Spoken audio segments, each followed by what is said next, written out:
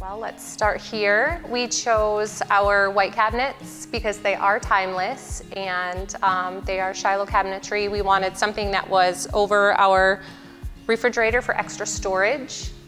And then we have our basic upper cabinets where we hold our main dishes.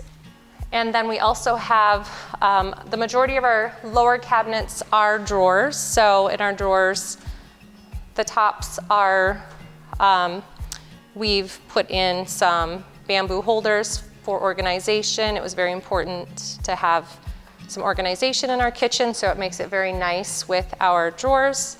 And then we have our cooktop, which holds our pots and pans. Again, nice little closing. Once we move into our butler's pantry, we chose some glass so that we could display some nice looking glassware for entertaining our guests, and then some wine racks for wine for our guests. And then our butler's pantry has our sink so that we can include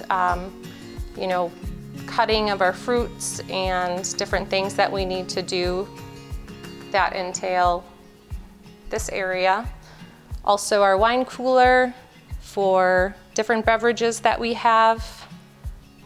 So underneath our coffee bar, we have some cupboards that we can keep different things like a blender in so that it's not out on the countertop. It was important to me and to us to have places for our items to be taken off of the countertop.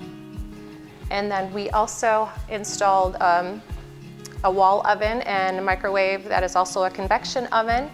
So easy to use for the kids, nice and spacious, takes it off the countertop.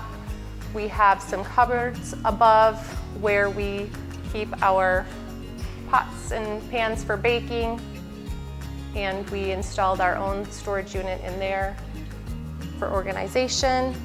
And then this nice little drawer down here, we keep a few things underneath for like our cutting boards and our items that can go into the microwave for steaming.